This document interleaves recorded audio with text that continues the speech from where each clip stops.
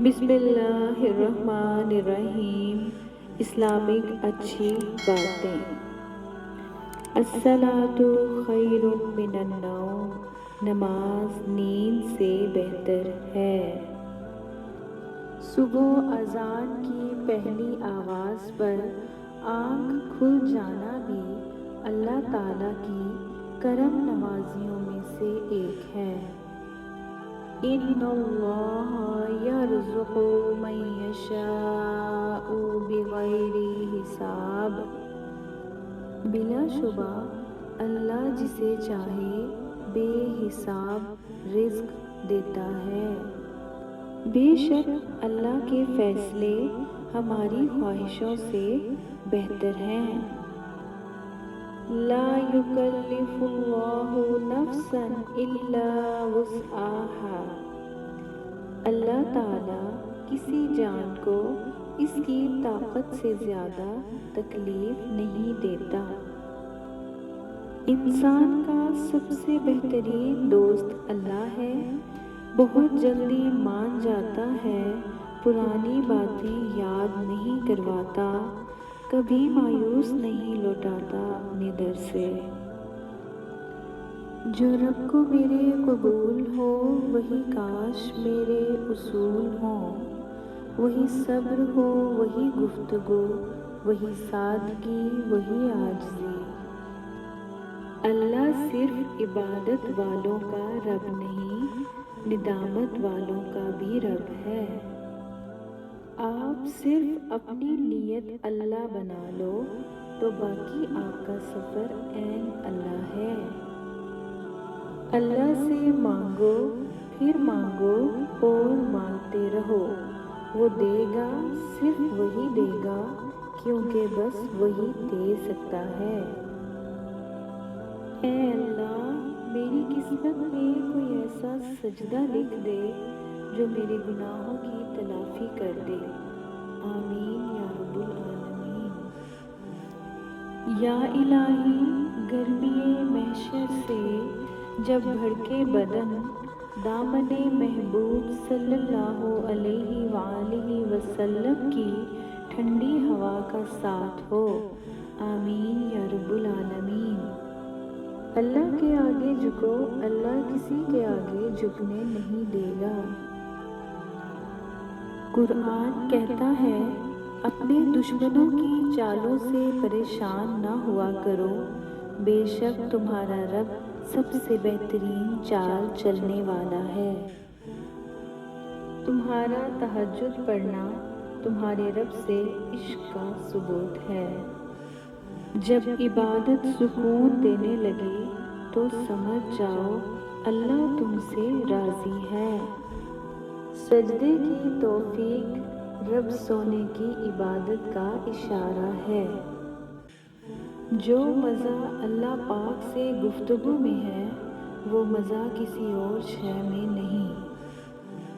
لا یکلف اللہ نفسا الا وسعها، اللہ تعالیٰ کسی جان کو اس کی طاقت سے زیادہ تکلیف نہیں دیتا۔ لا تقنطوا من رحمت اللہ، اللہ تعالیٰ کی رحمت سے مایوس نہ ہو جاؤ۔ الیس اللہ بکاف عبدہ، کیا اللہ تعالیٰ اپنے بندے کے لیے کافی نہیں ہے؟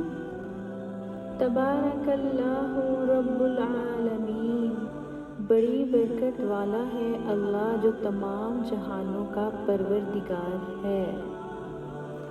یہ آیت میرا حوصلہ ہے۔